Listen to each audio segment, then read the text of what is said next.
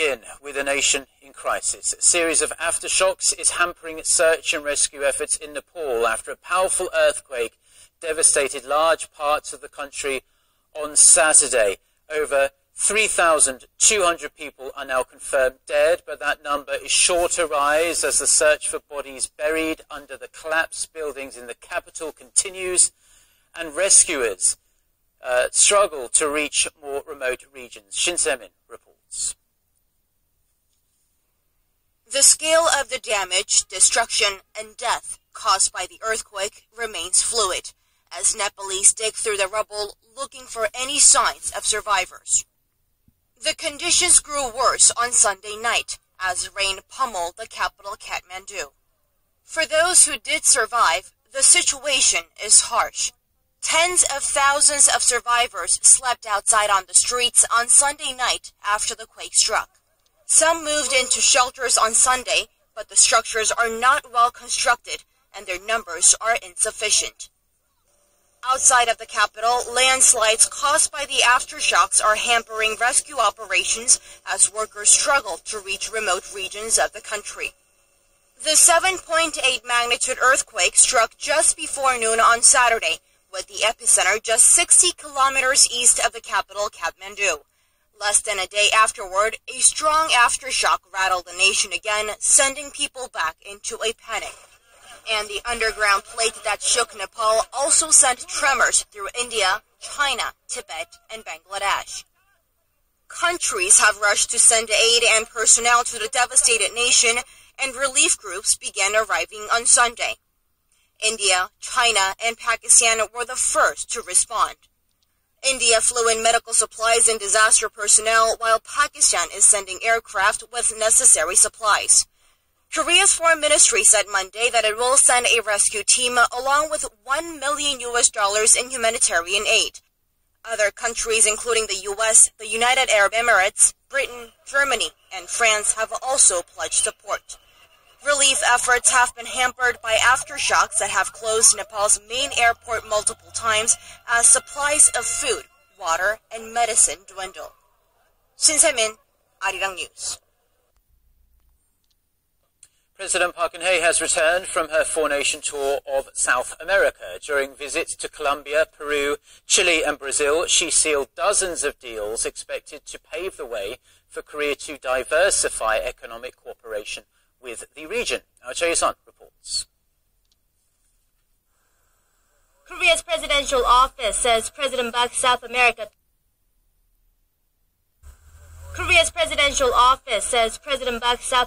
tour has helped Korea diversify its cooperative partnerships with the region beyond trade. It also found ways to join the two sides' innovation-led growth initiatives for future co-prosperity. Marking the first joint local production of Korea's trainer jet, the KT-1P with Peru, President Park said the two sides should focus more on win-win partnerships. 페루가 추진 중인 다목적 고등훈련기 사업 등 다양한 분야에서 필요한 협력을 지속해 나가기로 하였습니다. With South America severely lacking medical personnel and services, Korea signed deals with Peru, Chile, and Brazil to help them develop their telemedicine services, including a smart hospital vessel.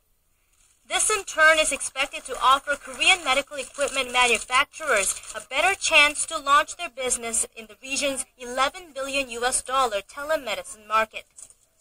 Securing deals with all four countries' e-commerce associations and major distribution companies, Korea expects to better benefit from its FTAs and increase related exports to $3 billion in 5 years. 지구 반대편이라는 물리적 거리를 해소하기 위해서는 온라인 기반의 교육 시스템 활성화가 필요합니다.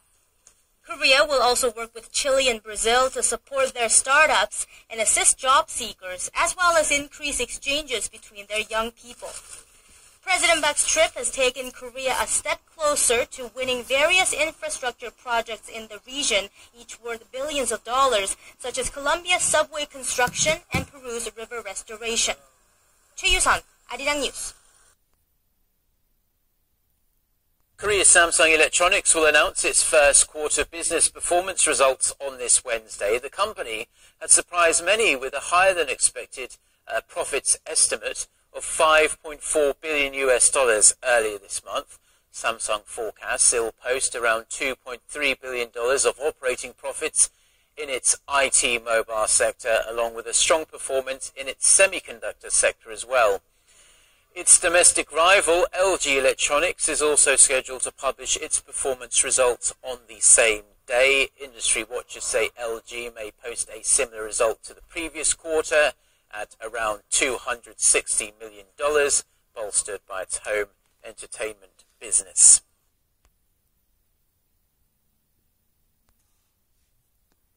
The ruling Saenuri Party and the government will meet today to discuss fast-tracking a series of long-stalled bills on human rights in North Korea.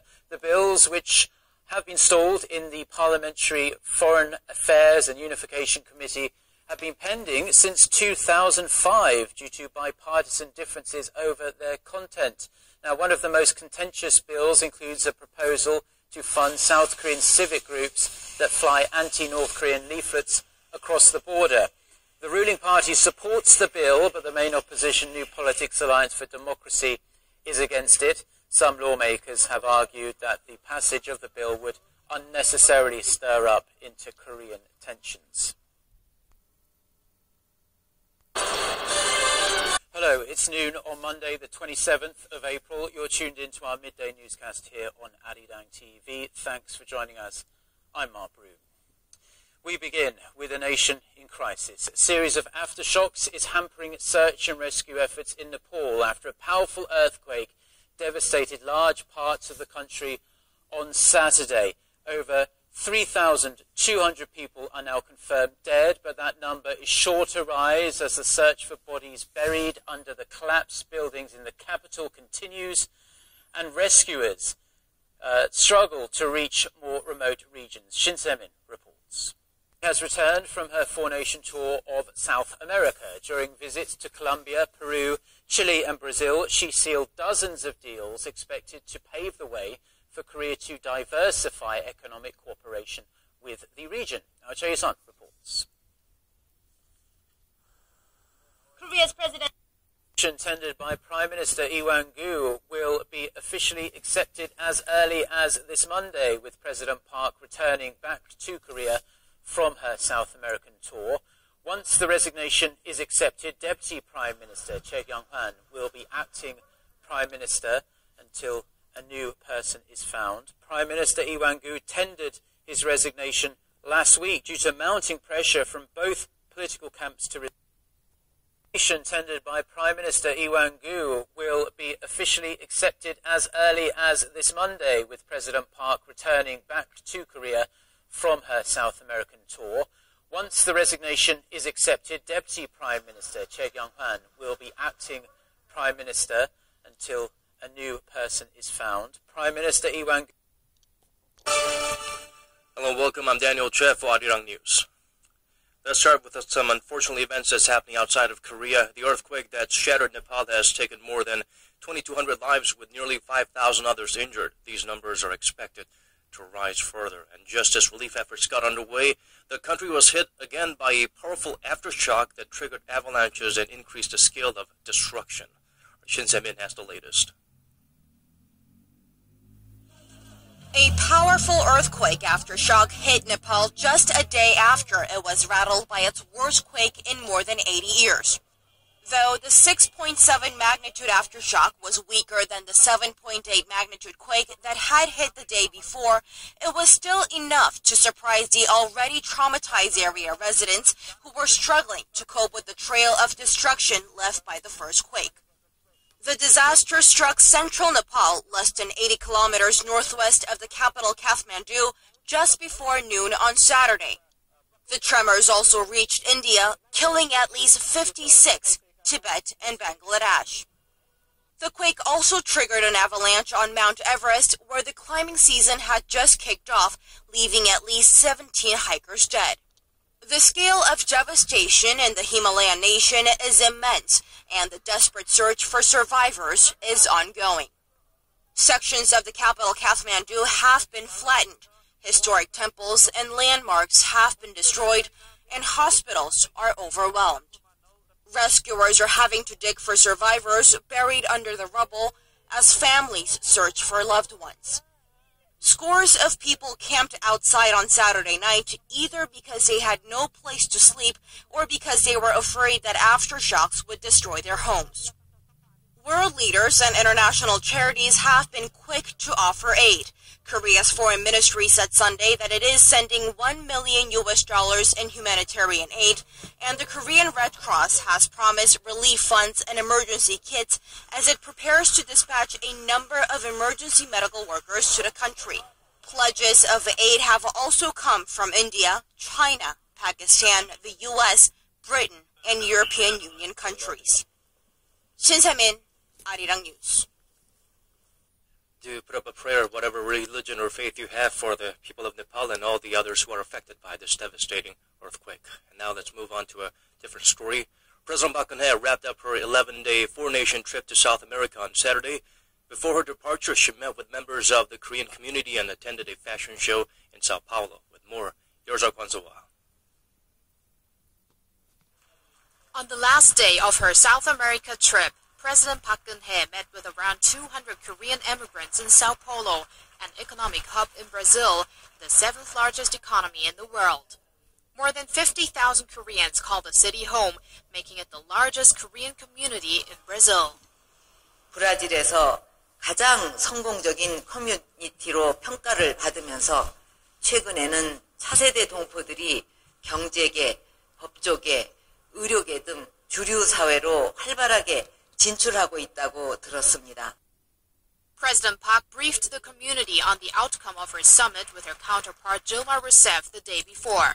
She told them dozens of MOUs have been signed, and she encouraged them to take advantage of the potential opportunities.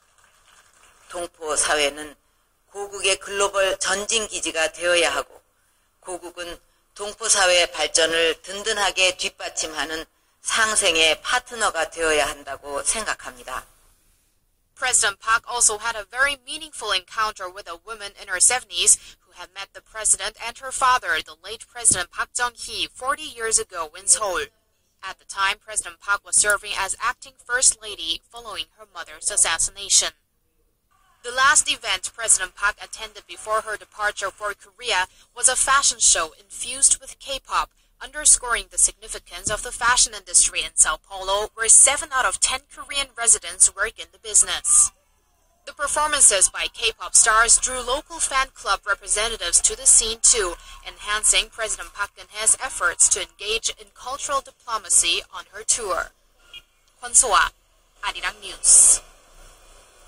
The next story focuses on the Hermit Kingdom up north. Pyongyang wants to be partners with the Association of Southeast Asian Nations, or ASEAN. A Malaysian Foreign Ministry official said Saturday that Pyongyang, along with Norway, Ecuador, and Mongolia, has formally requested a partnership with a 10-member group ahead of the 26th ASEAN summit that kicks off in Malaysia on Monday.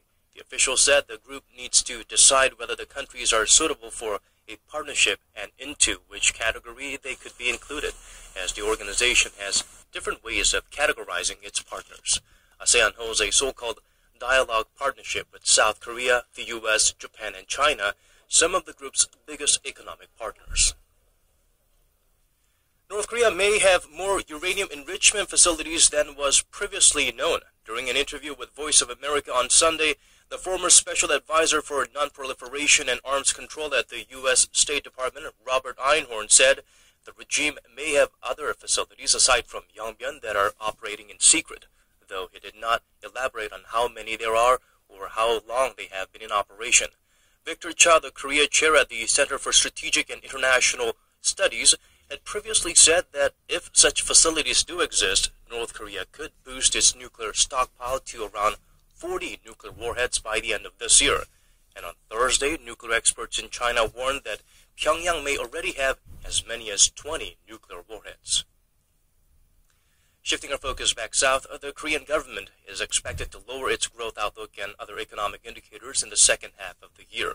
Citing predictions by market analysts, Seoul-based Yonhap News Agency reported Sunday that With the current economy growing at a slower pace, it will be difficult for the government to maintain its current projections on inflation, employment, imports, and exports. The market is building its expectations that with exports on the decline,